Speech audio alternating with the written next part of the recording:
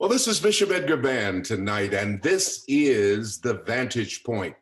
It is a forum, a town hall that is thought-provoking, uh, issue exploring, an opportunity for us to really disseminate some real knowledge in our community with a factual base.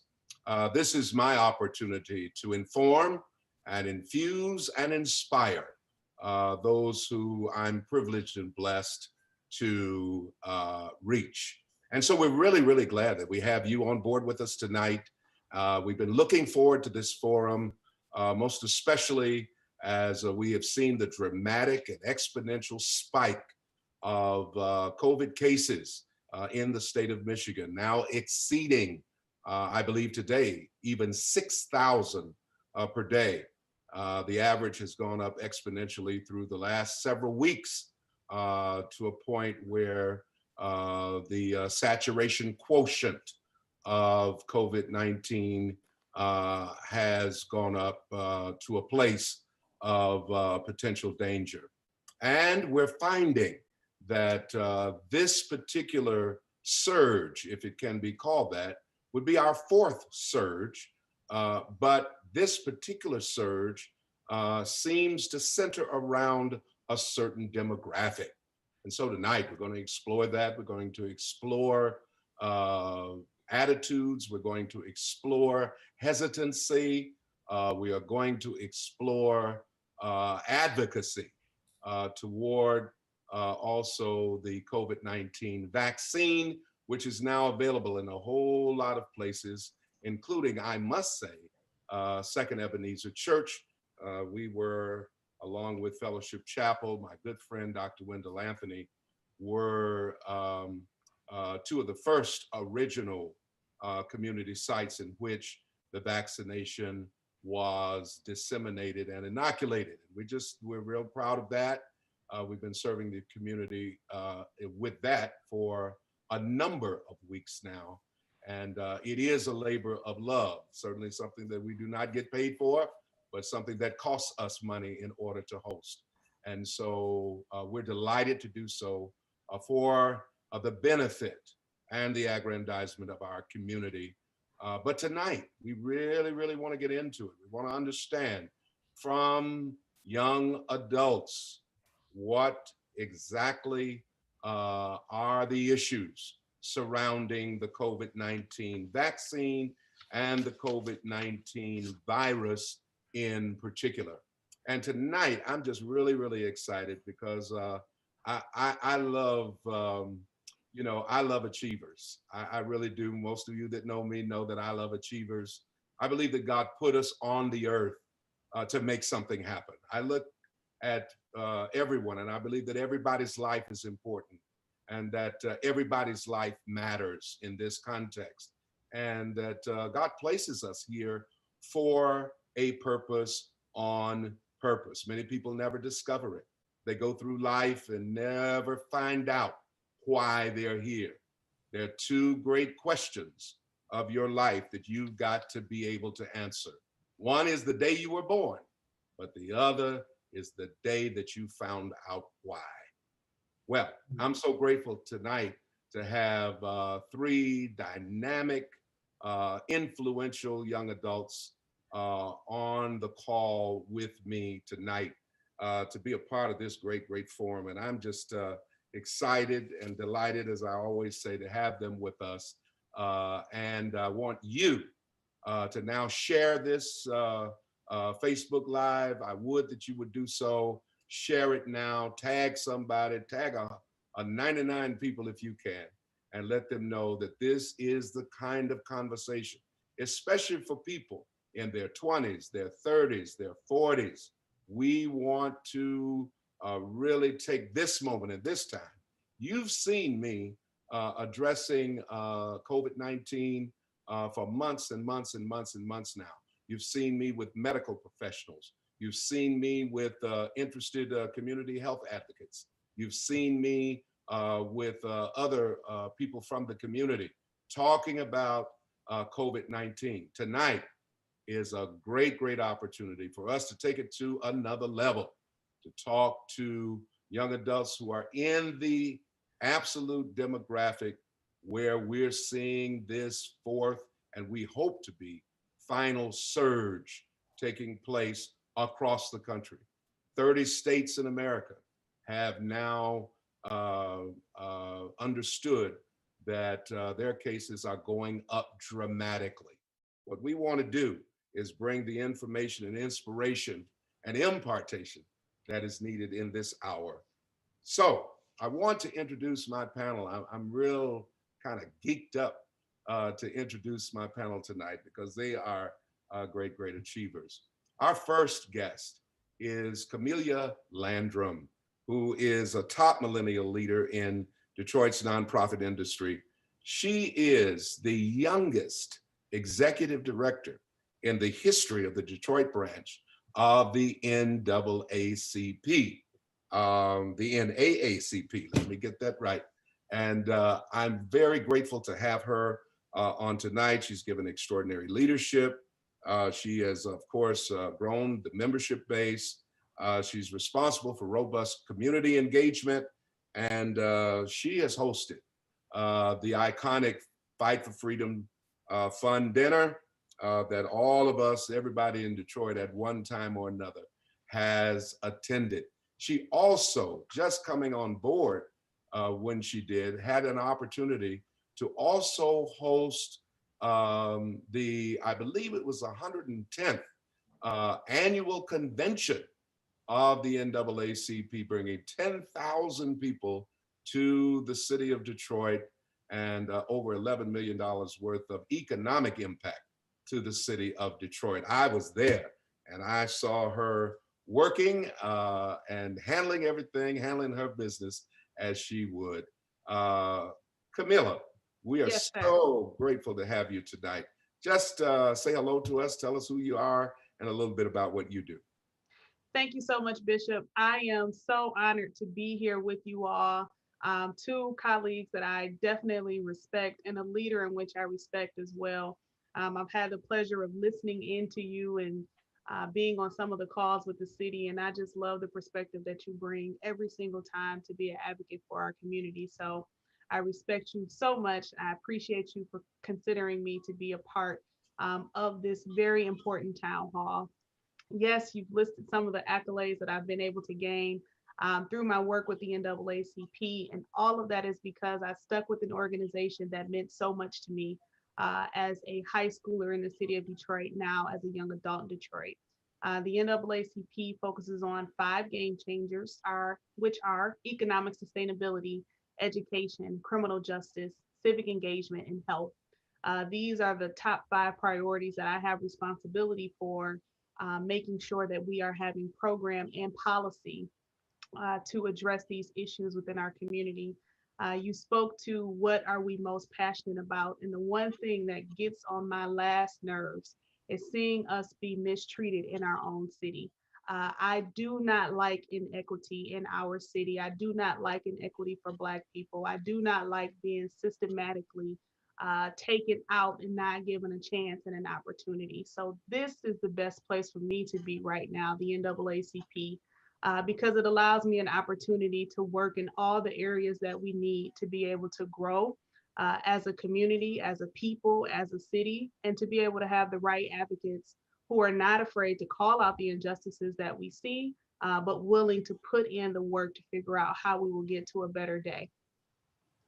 Well, thank you so very much. My next panelist is, well, let me just say, in full disclosure, is my daughter-in-law, and I'm very grateful to have her on.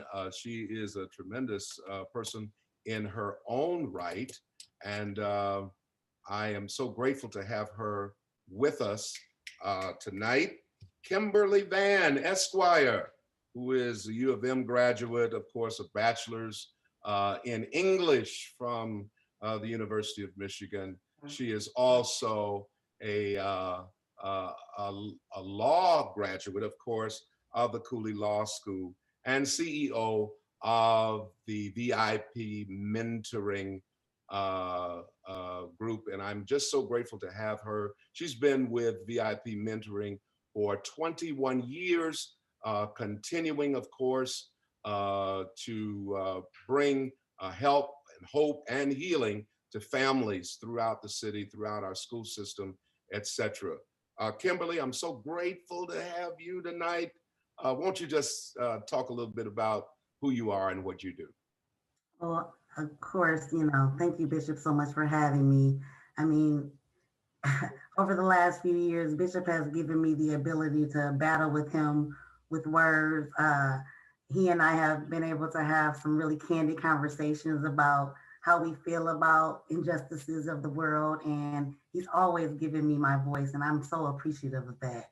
Uh, it's been some really heated conversations in our house because he gives me that right. And it's tough to go against Bishop because, like you said, Kamilia, he's a man about town. But I am so appreciative of the fact that he gives me my voice and lets me speak on how I feel about things. And even though we don't always agree, he knows that I have researched, I've found out, and know exactly that I just look at things a little bit differently. I'm very passionate about the people that I work with, uh, focusing on children in our community, making sure that the people that aren't looked at or thought about are given a voice. Mostly children with incarcerated parents, children dealing in areas that are dealing with a lot of poverty, a lot of just lack of resources.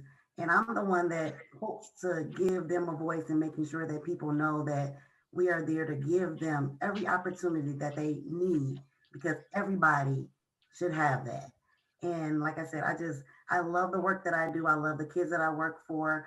I love the children, the families, the schools, all of the organizations. I mean, Justin is on the phone. Justin Kimpson, he's one of my biggest supporters when anything that I'm doing in the schools or anything that I need for my families. If Justin has it, he's the person that I can go to and make sure that, we're just working as a team to make sure that our families are given the opportunity to be. I mean, just they don't always know exactly what they need, but they know they need. And if we are there to make sure that they have that voice, they're going to get to that next level.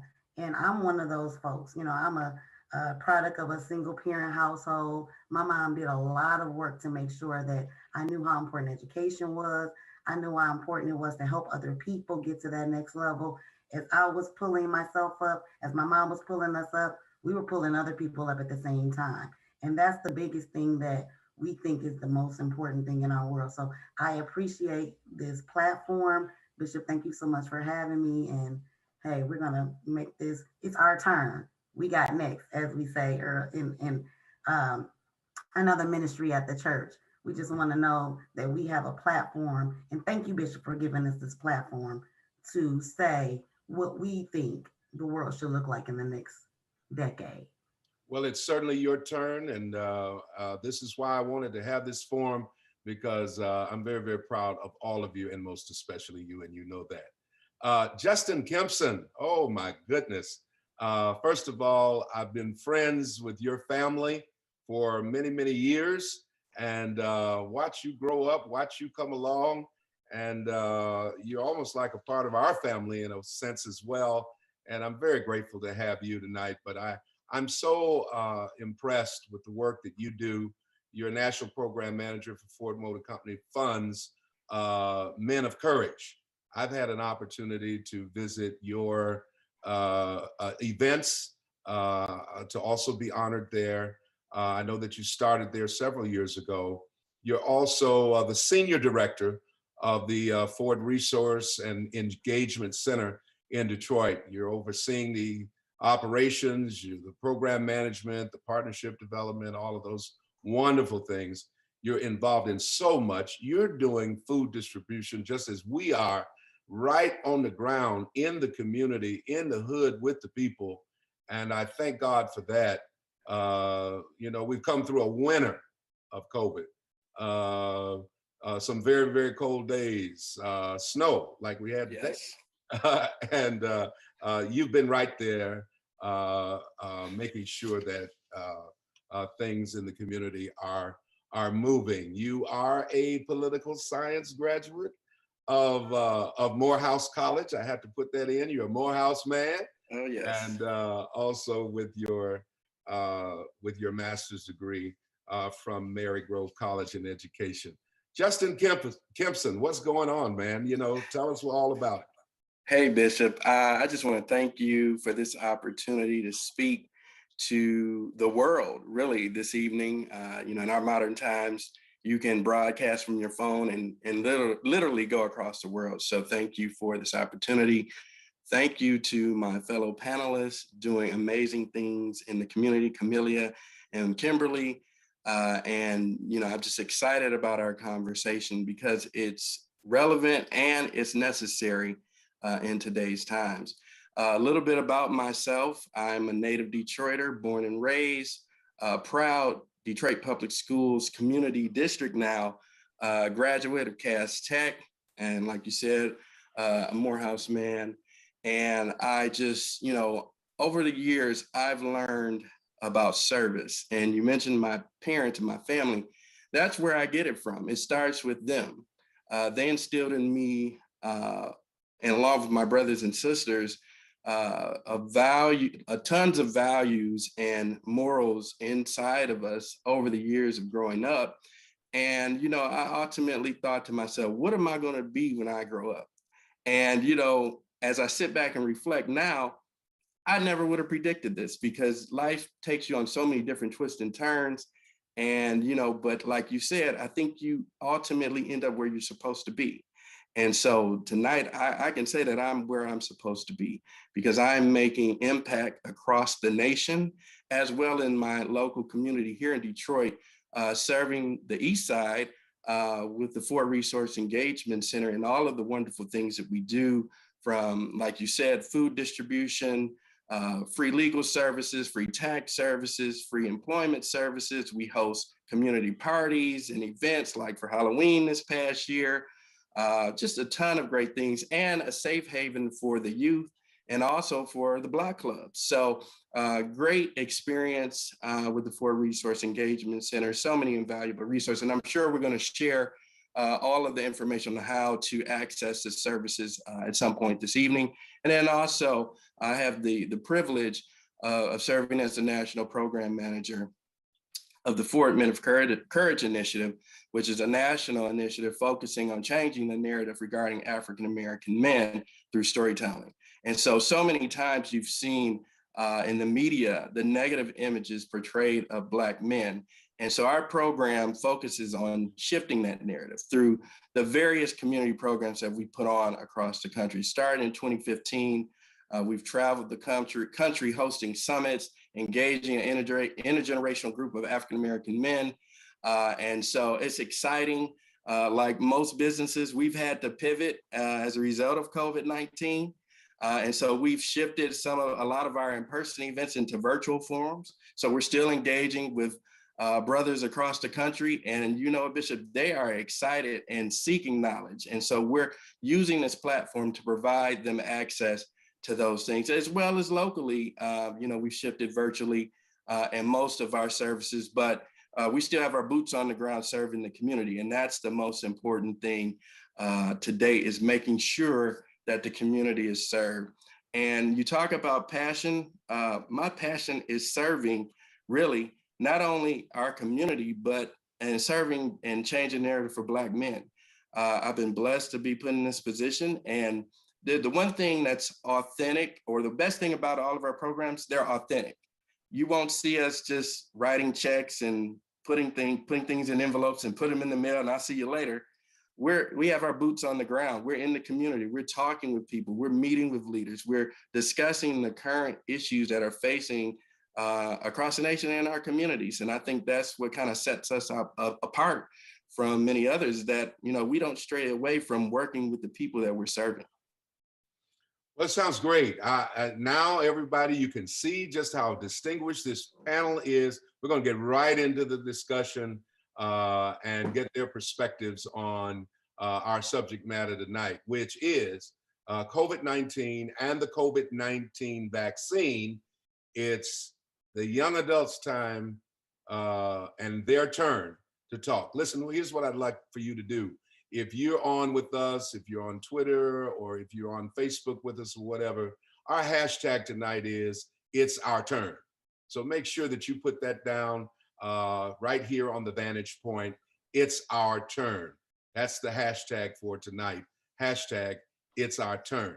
So if you'll do that. Kamilia, I want to start with you because I know the kind of advocacy and passion that the NAACP puts into whatever they do.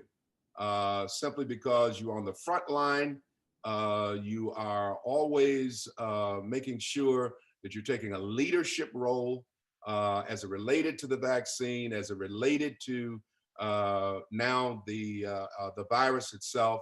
I've been on a lot of national calls with everybody from the White House on down.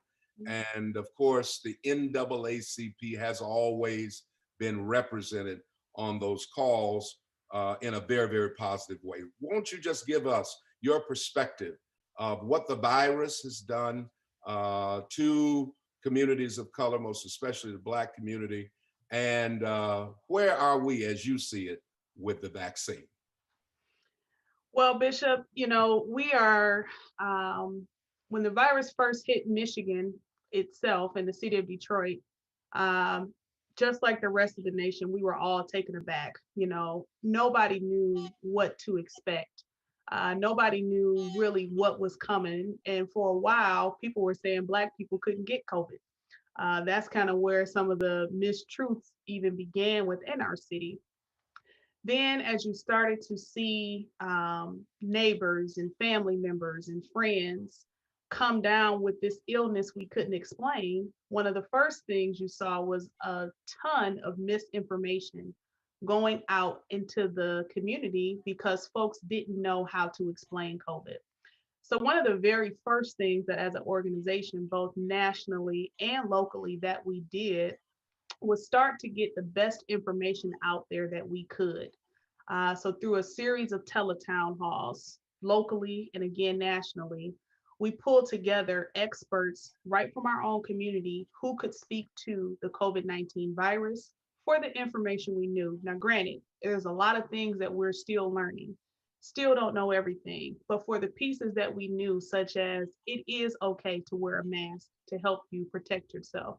You forget, we debated a month on if people should wear masks or not to be able to help save their lives. So I'm thankful that even those small initiatives for masks and gloves were able to be available to folks. Then we had to step in for our small businesses because so many of them had to shut down. They could not operate. And so how do we get resources from our philanthropic community, from our corporate community, and get them right into the hands of those business owners who cannot operate? So that was another second initiative that we jumped right into for defeating COVID virus and making sure that our families had resources. You also saw the entire city of Detroit step up in a way that we would not have imagined, trying to get testing to our communities.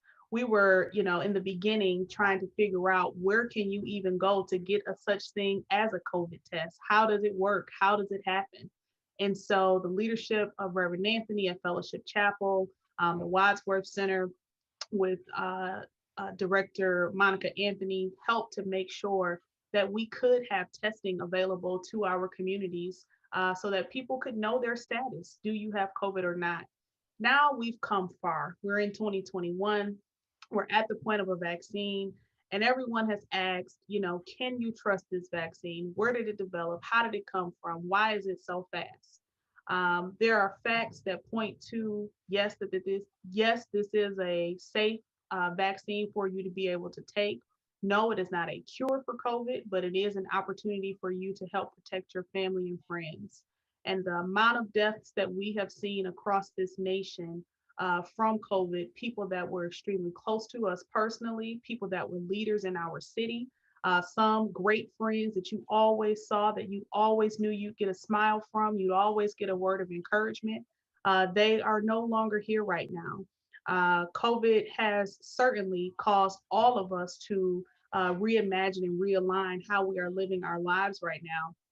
But I also think it has caused us to want to take those extra precautions that we need to.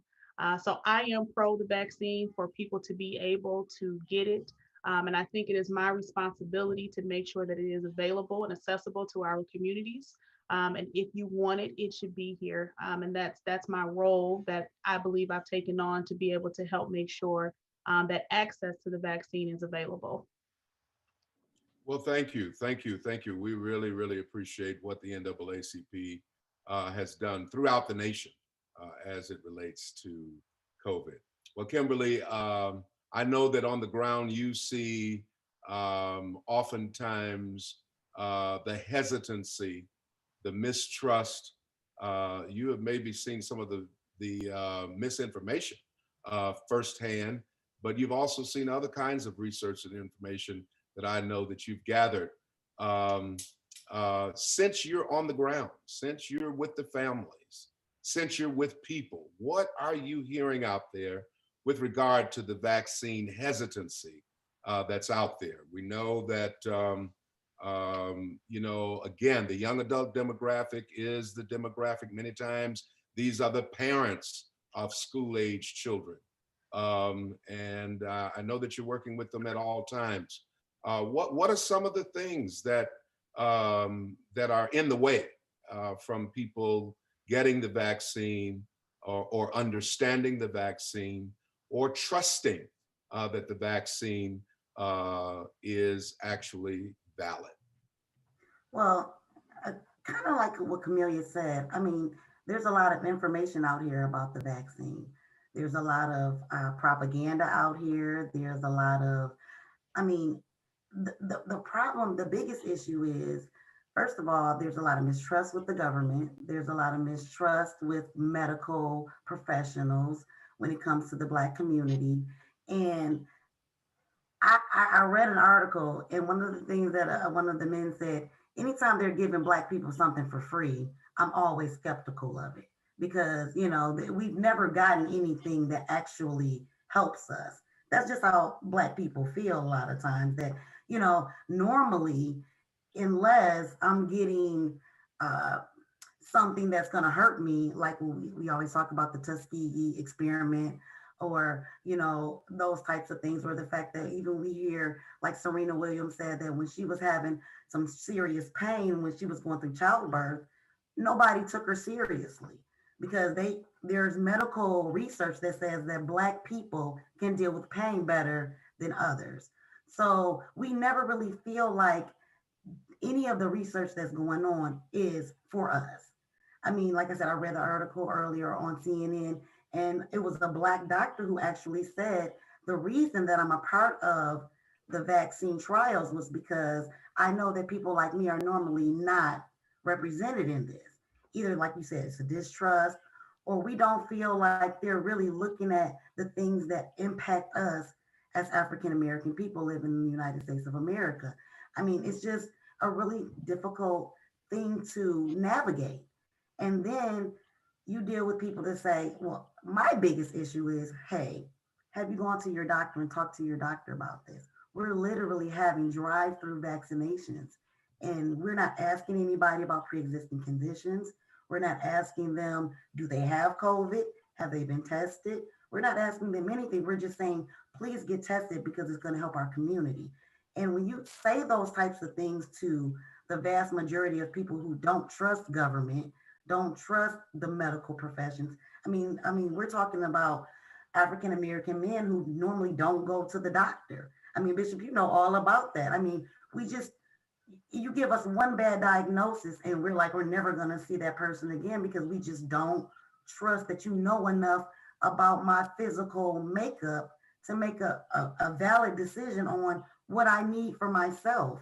And I talk to people. I mean, we talk to people who say, yeah, I really want to get the vaccination.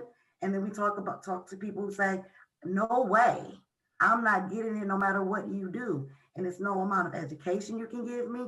It's nothing you can say to me. It's just, I don't trust it. It's hundreds of years.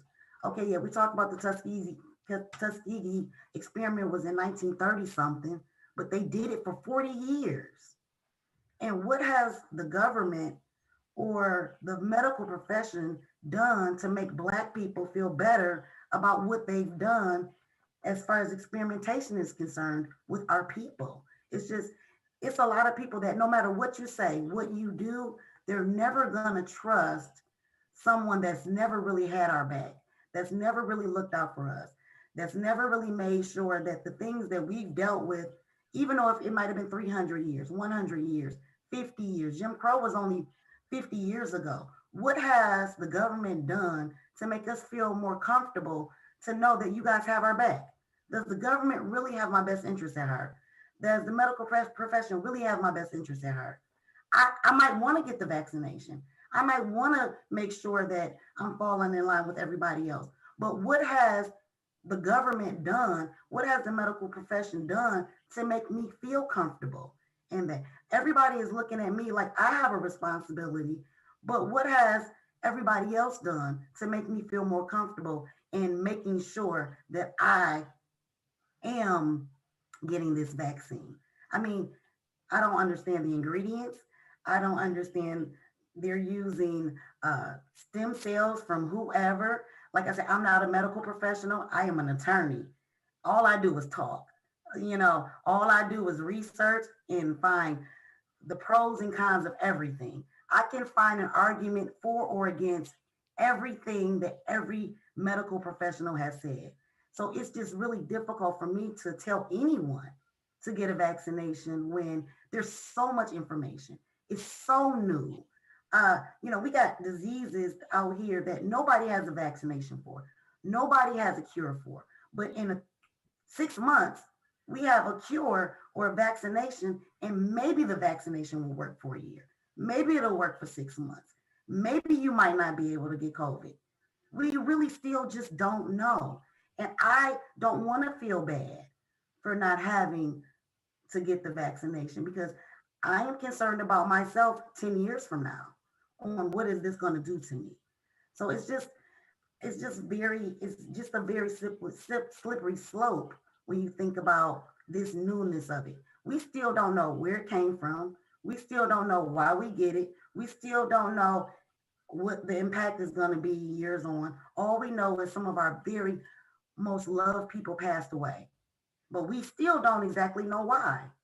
So it's just very difficult for me to be a proponent of something that I just don't have enough information on. And I would, every day, I'll look for somebody to make me feel more comfortable. And my family members have received the vaccination. You know, I'm okay with it. But I just love for people to be able to have the ability to determine or decide for themselves whether or not it's a good thing for them and not feel guilted or feel shamed or feel like because I don't get it, I'm not doing my part as an American citizen. I mean, I really believe that I have the right to get a little bit more information and make sure that I feel more comfortable about what's going on before I move forward. Well, that's a very honest perspective. It's a perspective that we have heard over and over. And I appreciate you sharing that with us tonight. Brother Justin, well, we know, listen, we just got the word here that Black men, we don't go to the doctor, and we know that we don't, as we should. Many Black men do not, especially young adult Black men are not so inclined to fulfill doctor's appointments, etc. And have that high mistrust that Kim just talked about with government, of course. Hey, we're in the middle of the George Floyd trial right now. It's a difficult time for people to talk about people of color, most especially African Americans, to talk about trusting government right now, looking at this trial every day and the high emotionality of it.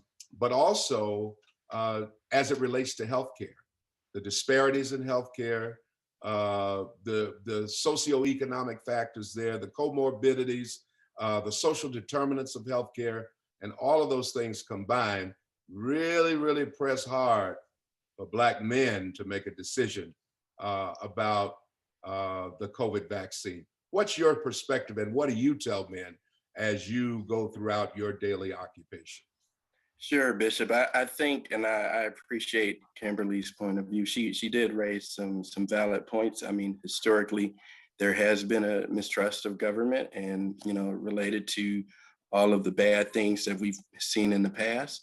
But before I get into that, I must thank my wife, who is a medical doctor. She's allowing me to sit in on this panel this evening. So thank you to my wife, Candace, and my two lovely children, Zara and Justin Bowe. She was pregnant all during the pandemic. And so, that was a major concern for us, every step of the way, of just being cautious and trying to understand, the different nuances. And to Kim's point, we still don't know all of the particulars. Just on CNN the other day, the World Health Organization was talking about not necessarily needling down to a particular cause. And so that we still probably won't know for a couple of years of what actually happened and who, what, where, and how, and who did it. But I know that in order for us to be safe, I have to stand with vaccinations. So I got my card here. I got all my shots. I got the Moderna a couple of weeks ago, and there was some light side effects, but I mean, ultimately, I trust science, right? To the point where we're still not going to know some of the things, but we know that it works in mitigating the effects of COVID-19, and so there's no perfect solution to this. In regards to Black men, I mean, like you said, there is a mistrust. We don't go to the doctor. And I think part of that as Black men is that, and really to the youth in general, the feeling of invincibility, right? You're young, you're spry, you're moving around. It's not going to affect you. Well, it does. I mean, as you can see from the current uptick in Michigan and across the country with these different variants. But I take a step back and you look at the beginning, it felt like we were in a movie, a bad movie last year where the movie would never end. It seemed like every day on social media and the news, you would look up and you would see someone else that you knew die. And, it was young and old. And I mean, it was just shocking. So I thank God for covering my life and my family's life because of our closeness to, the situation. My wife working in the hospital over the course of the past year. I mean, but I think that feeling that you're invincible, I think as the older that you turn, you become a little bit more wiser. And I think for Black men, I think it's necessary that we do go to the doctor and to check ourselves out. You look at Brother Chadwick Boseman, who passed away from his issues dealing with his colon. And so, those are things that are necessary. And so, I'm not against the standard either. I just made my doctor's appointment a couple of months ago. And so I was like, hey, I got to go and get myself checked out. I got 2 kids. And I'm like, let me refocus myself, right? And I think all of us have to take a step back and say, hey, what's important? And making sure that we take care of ourselves, not only mentally, but also physically. During the pandemic, I was exercising, and I said, I got to do more. And so I ordered a bicycle, a Peloton. And I've been riding that bike almost every day, trying to get my weight down and get my, make sure my blood pressure is good and all of those things, because those are things that can kill you too. Just not sitting worrying about the pandemic and COVID. If you're not taking care of yourself during this, you could die as well. So I think that it's necessary. And I think that's a constant conversation. And as I've traveled the country, I've engaged with Black men about a lot of these issues. And a lot of these conversations are happening in our barbershops. We had a barbershop challenge that was postponed recently this past year because of the pandemic. But prior to that, we traveled the country and going into different barbershops across the country and engaging them on who could put on the best community events. And depending on your barbershop, most barbershops were already doing this type of work, uplifting, having doctors come in and nurses doing blood pressure screenings and other type of social and community programming. And so I think it's important to dispel some of those myths. And so I think this would be an opportunity for, the powers that be that are out there listening, take an all or nothing approach. Don't just stop at talking to the faith-based community. Go into the barbershops.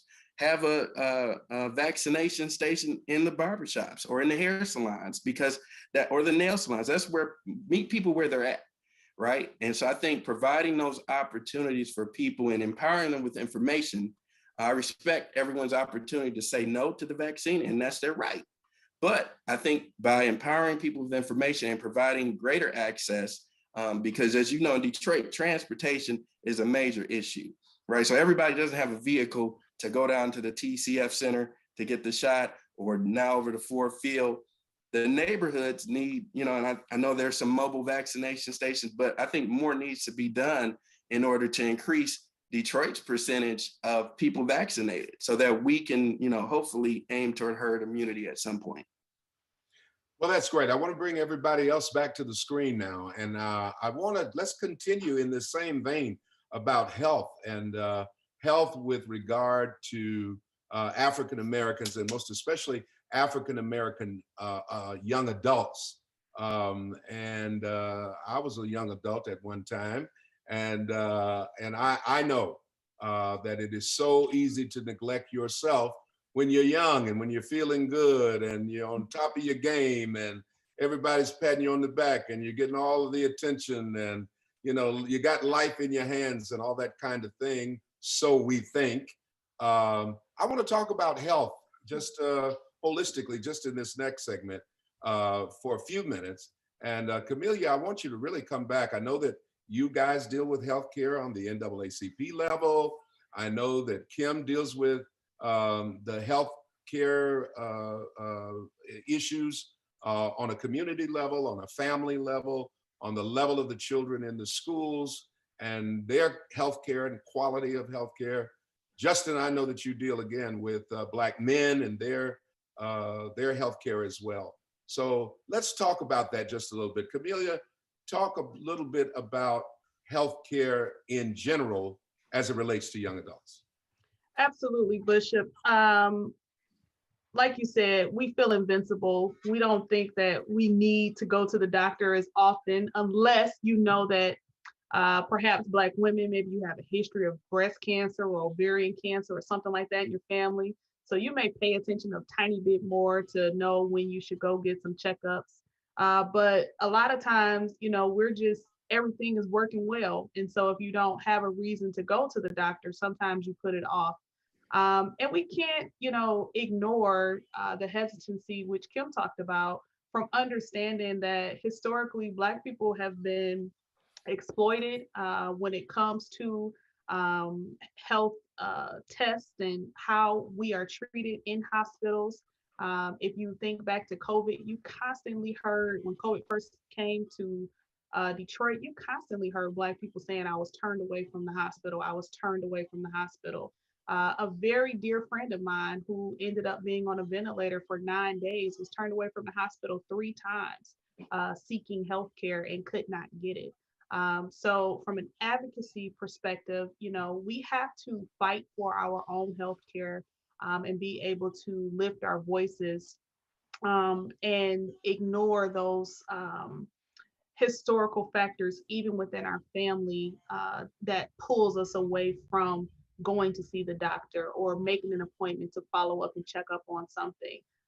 Yes, we know that, how we entered this country and the tests that were done on our bodies, we were not treated fairly. But now we do have more representatives within the healthcare system that can be able to test certain things and know the system a little bit better when we didn't have that kind of access before.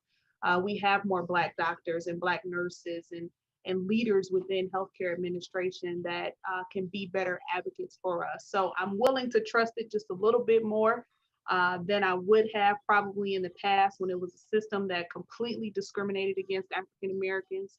It's no question that some discrimination still exists, but we are much further along now than where we were then. When we speak to healthcare in general, just for access, there are so many people who don't go to the doctor just because it's so expensive. my healthcare just switched. And I swear, if I get another medical bill just because I had to go to physical therapy, if you can't plan to spend that money or you don't know where it's going to come from, you stop before you're healed, just because you can't bear the expense of it. So we have to find a way for folks to have access to exceptional medical care, not just mediocre medical care because it's free. You only get this, I sometimes go to my hospital where in a more influential neighborhood and they have the digital blood pressure machines. I go to the one on Grand River and they still got to pump your blood pressure with, no, we need equitable healthcare machines and testing all around for people to be able to have. So overall, Bishop, you kind of got to wrap these questions up because you go from here to there. But overall, Bishop, I would say we have come far. We certainly have a much, much further place to go. But I think being able to advocate for ourselves, organizations like ours, and being able to be best informed by our community will help us to appreciate healthcare a little bit more within our communities and be more involved with the system so that we don't always have to ask, why were we not counted or why were we not a part of these studies? We have an opportunity to become a part of the studies and really, really be our own solution. There was a Black woman, I understand, of course, who was involved in developing the vaccine. And I had a chance to meet her on one of the national calls that I've been on. And she was very, very upfront and forthright about all of the disparities, all the misinformation, all of the things. She was honest about the things that they don't know, but she helped to spearhead the development of the vaccine. So I think that's significant for everyone to know, along with the fact that there was a representative number of African Americans in the trials, both for Pfizer and for Moderna.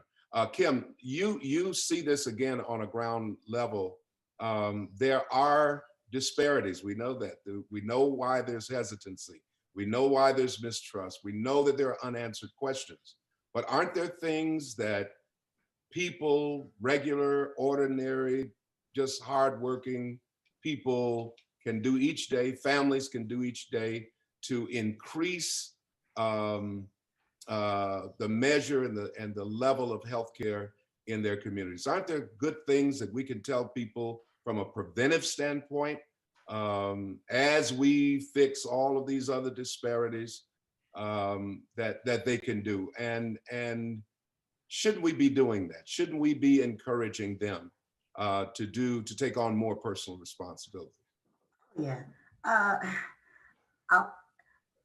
work with families. They normally, a lot of times when the families get to my program, it's either a school representative has said, oh, this child could benefit from your program.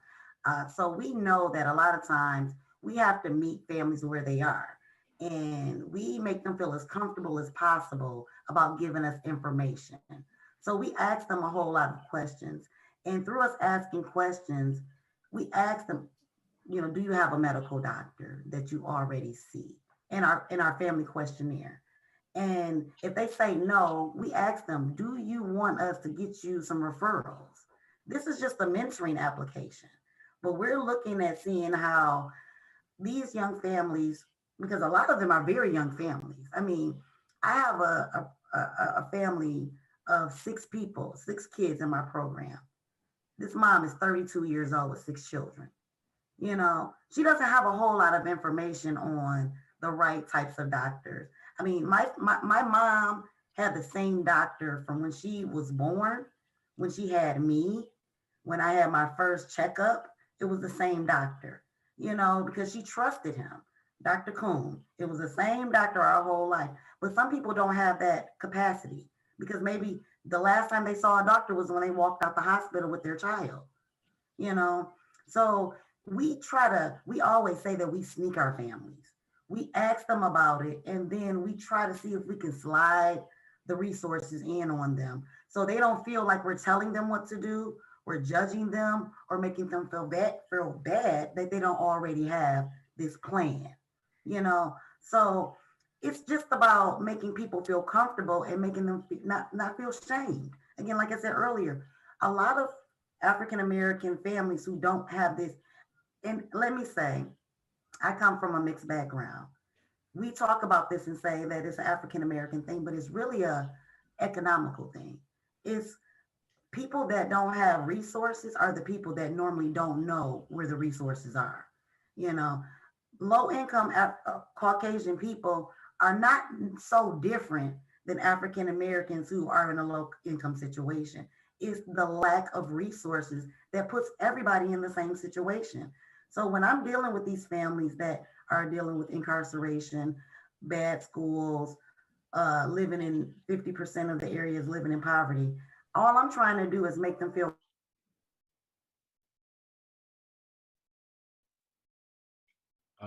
I am hoping that we did not lose Kim there. And I hope that she will come back to us in just a moment. So I'll go to Justin and I'll ask you, again, we're talking about a male perspective. We're trying to get the brothers to the doctor. We're trying to get them concerned about their health. We're trying to get them to make sure that they're not involved and engaged in abusive behavior, self-abusive behavior, or abusive behavior to others. What do you think are some of the key messages from that standpoint, along with this vaccine, from that standpoint that we ought to be giving to Black men, most especially young Black men? Well, Bishop, I think that there is an opportunity right now to engage young people across the country, young Black males. They're, like I said, they're out there thirsting for information, but you have to be in a position to provide that, right? And connecting with those young people and sharing the do's and don'ts about healthy lifestyles, right? Talking about mental health, talking about physical health, talking about diet, right? I think those are critical.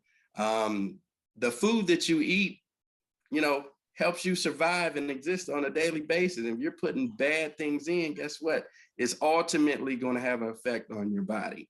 And so nutrition, I think, is a key ingredient in these things. I think that the food banks across America right now, they're doing yeoman's work and providing free food to the communities, fresh and quality, great food.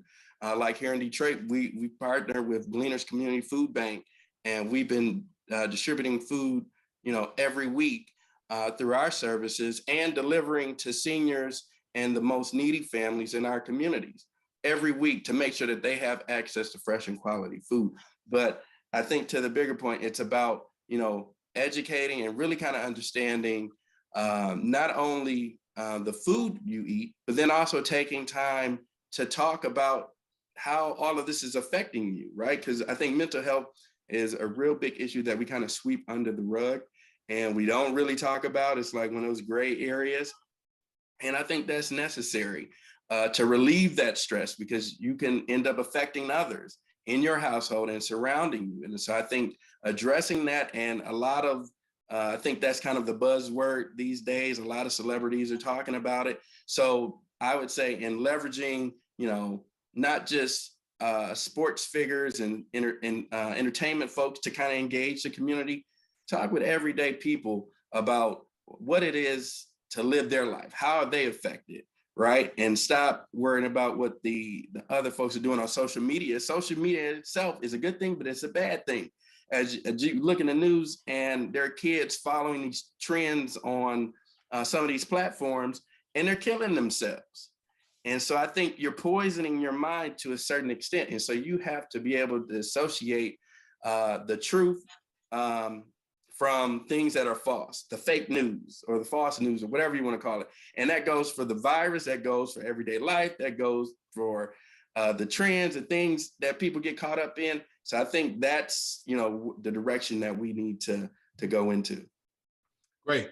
Well, I want to drill back down on the vaccine because, that's really the reason why we're here tonight. We're really here to talk about, we've heard some great information tonight. We have really heard, you've taken your turn.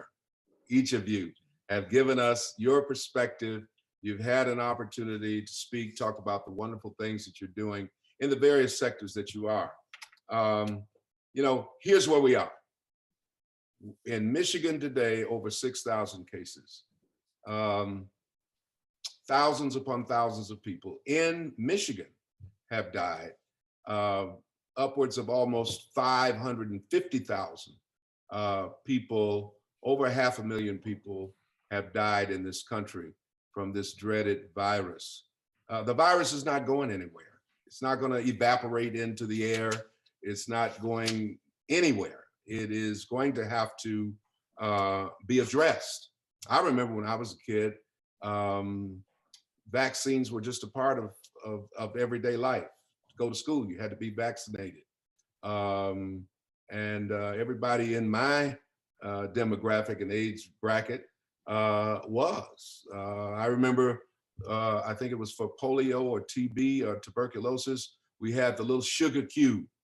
Every kid in DPS had to take that. Now, I know that these days, and the good thing about this vaccine, it's not being forced on anyone. It's not being forced on anyone. There may be, some sort of, we've heard about the passport situation where certain venues, sports events, entertainment, travel, etc., may be looking at ways in which they can restrict people who have not been vaccinated. We know that there's pros and cons from a legal standpoint about that. But I'm just wondering, young adults, what are we going to tell them tonight? What message are we trying to leave them with tonight as it relates to the vaccine? And what would be your preference as you speak to this audience tonight? Generally speaking, on the Vantage Point, I have thousands of people watching, and it's rebroadcast, et cetera. It's available, it's archived, and more than the numbers tonight, there will be others. And for me, it's not about numbers. For me, it's about getting out good information, and of course, reasoned perspectives out in the marketplace. What would you tell other young adults, people in your age bracket, as what would be your recommendation to them? I'm going to start with Kim and let you give your perspective, and then I'll close with our other guests. All right, sorry about that earlier, guys. I think sometimes I talk so much that I think our internet just gets tired of hearing me. And just cut out. But we're glad to have you back. We're glad to have you so much. Again, I would tell people to just be educated and be safe and do what's best for you and your family, and make sure that you feel comfortable in the decision that you make, because as an individual, you're going to have to live with that decision. I mean, granted, we are responsible for making sure that our world is okay, but there were things before vaccination came around that we were supposed to do. Wearing our mask, washing our hands, socially distancing. And those are the things that are really, really important, because we still don't know how long this vaccination is going to last. Can people still get COVID because of it? Like I said, I'm not a medical professional. I'm not here to give my medical advice to anyone. I believe that everyone should make a decision on their own and do that respectfully, educationally, and not feel uncomfortable because maybe your decision doesn't set with everybody else's. It's a decision that you have to make sure that you feel comfortable. But at the end, don't be reckless. Be mindful that this is serious. We have lost some really great people in this world, some people that I admire very dearly. And the pain that people are feeling because people have lost people is nothing that I would wish on anybody. So I just wish that, again, we all have the capacity to make this decision on our own without feeling bullied or feeling like I'm being pushed into a situation that I don't feel comfortable with. All right. Well, thank you very, very much. Kamilia, you're not only in a position of leadership, a position of authority in a national organization and a local branch, which is the largest branch we know across the nation with the NAACP. But you're also a part of this demographic. You're also person that has your own personal perspective. What would you say to your peers as it relates to the COVID-19 vaccine? Bishop, I'd say most of what Kim just said, honestly, I would say be educated. You do need to learn what you're putting in your body. You do need to know how it will affect you. You also need to think about the other people that you are around. So if you're going to be around your parents who are elderly, who may be sickly, if you live in a home with someone who has underlying conditions, we know for a fact, we've seen that if you have underlying conditions, if you are not healthy, it's a little bit harder for you to come back home and recover from COVID. It's not impossible, but it's more difficult. We know that for a fact, if you have been exposed to the virus, sometimes the symptoms don't show up for those 5 days to those 14 days. So if you are going to choose not to be vaccinated, then you do choose to quarantine. You do choose not to go around people who you could potentially spread the virus to. You know that, without being reckless, then you're going to take on a very precautious attitude and a way about your life where you're kind of going into a seclusive mode because you're choosing, one, to protect yourself against those others who have not been vaccinated, but two, you're taking an extra step to make sure that you are not passing the virus to anyone else. We've seen that those who are asymptomatic can easily infect those and may never show symptoms. We see right now that, before, if you were younger and healthier, you may have been less likely to get it. That certainly is not the case right now with the surplus that we see, not only amongst our young adults in our age demographic, but also amongst our kids. Kids are getting COVID. Kids are passing COVID. We see that in the school system. My sister is a social worker, and every single day she's almost calling someone to, inform them that they need to come and, get their child because they may be ill. So there's just so much that we know that we've been able to see on our own and understand that some of these things are true. Some of these things affect us every single day. So yes, be educated. Understand that if this is the best decision for you. Some people have extreme allergies. They may not be able to take the vaccine, but they are able to protect themselves in other ways. So I would hope that my generation would listen to their own hearts, follow the advice maybe of their own medical provider. Maybe something mass is not good for you. Go to your doctor and ask some questions if you have a doctor and you can do that. But don't just sit out there, wait for this thing to magically pass by and think that, that things are just going to go away one day. Make an educated decision if you are going to get the vaccine or if you choose not to. That's very, very good. I've told people to do three things. Number one, talk to God. Number two, talk to your medical professional, your doctor. Number three, have the conversation with yourself. Mm-hmm. Don't reject something that you have not reconciled with yourself. And then make your decision. And there's a great opportunity for you to do so. Again, tonight, the hashtag is It's Your Turn. The hashtag is It's Your Turn. Please put that in the comment box and share it on social media platforms, if you will. I want to get to Justin, because what I'd love to do, since I know that he has a medical doctor in the household, what I'd love to do is find out where he stands on this vaccine and what's his encouragement to others as well. There we go. Sorry about that. Yes, that's correct. I am vaccinated. I'm fully for getting vaccinated. I think, my message to young people, like you said, is to ask your peers who've been vaccinated what their experience was, right? Just don't go off what you see on social media. Reach out and talk to somebody to inform and educate yourself. And while you're out there in the community, make sure that you wear a mask, right? Because that's important. That's a true proven fact that it helps save lives, especially when you're out in the public. But really, imploring them with that opportunity. And I've had conversations with Candace, and she's saying, she's like, hey, vaccines are good, right? And in that instance, that you need to get it, right?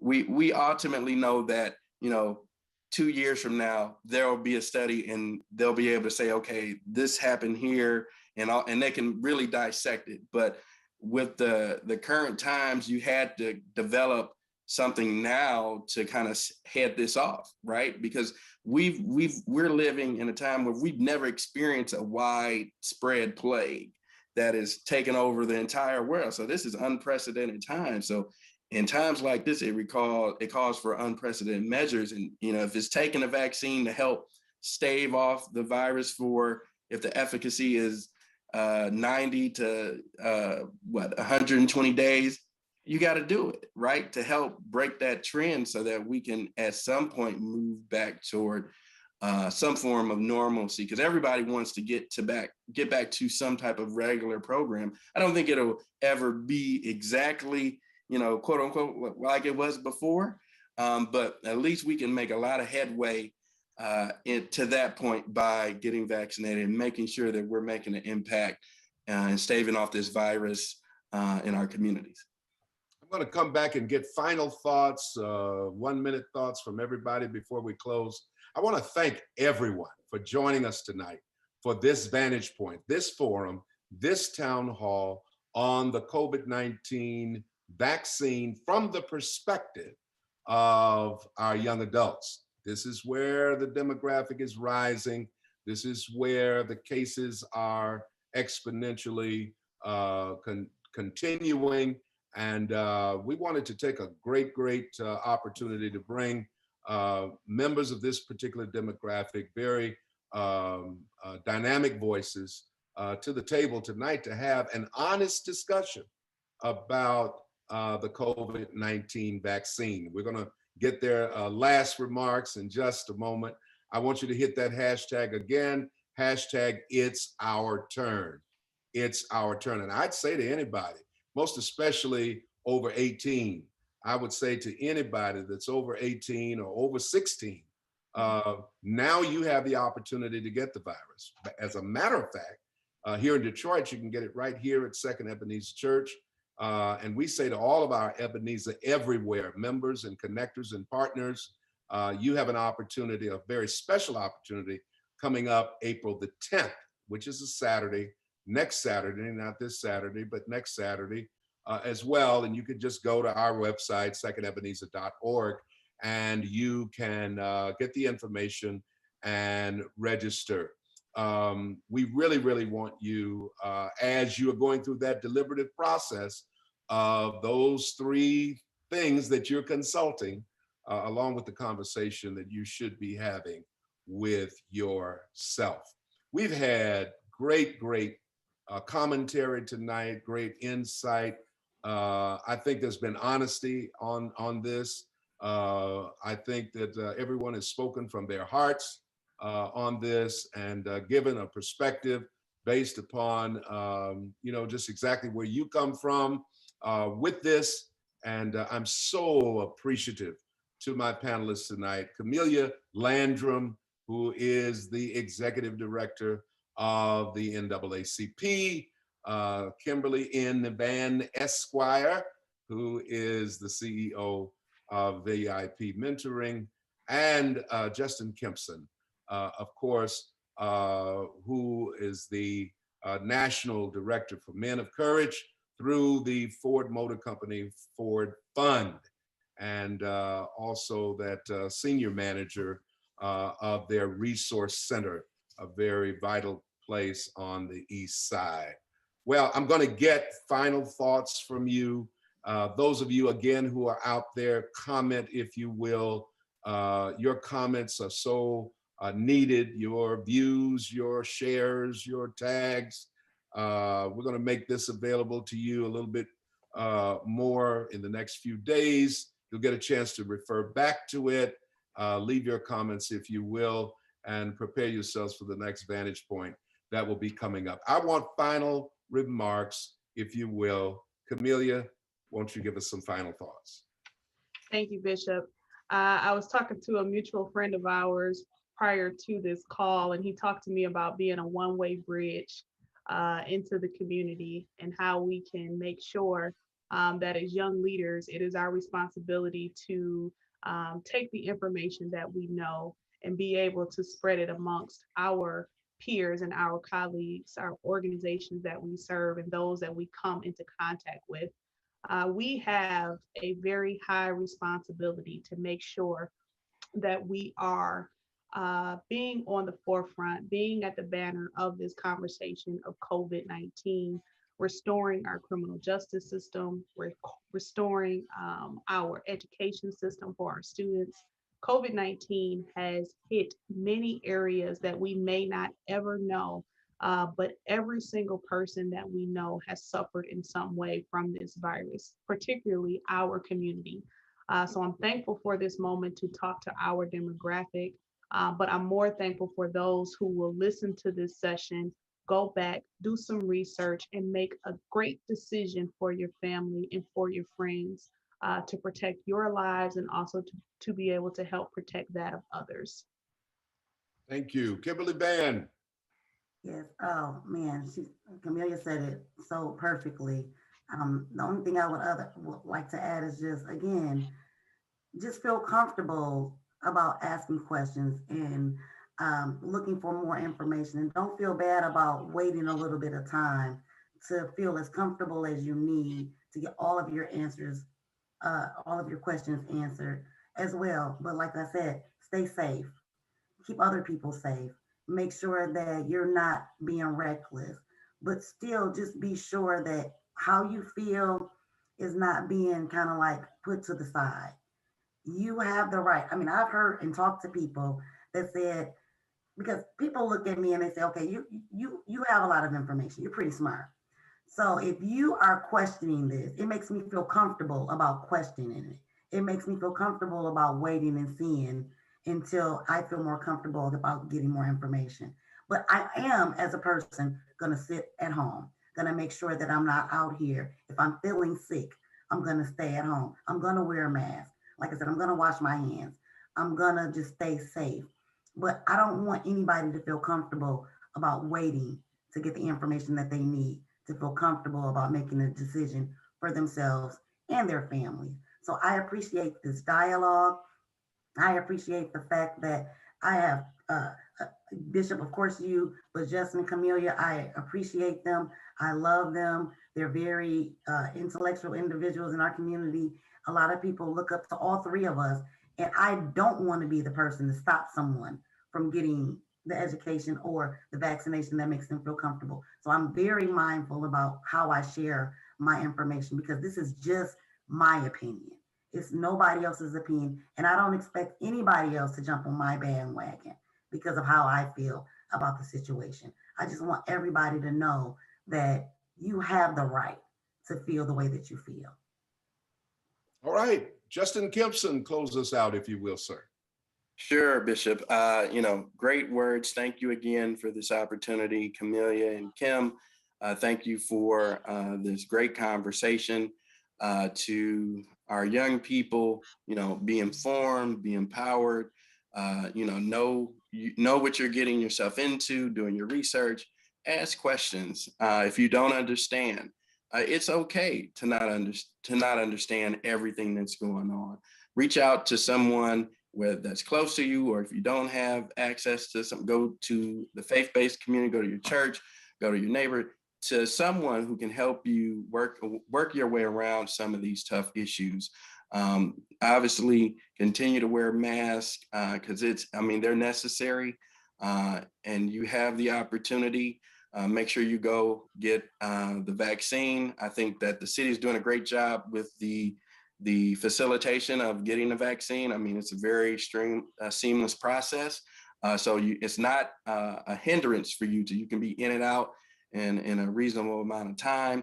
And I think ultimately, as we look at this from a big picture standpoint, a couple different things. One, what can you do right now? You can volunteer at your local church or your local food bank to help out in packing food, to getting out to the people who most need it.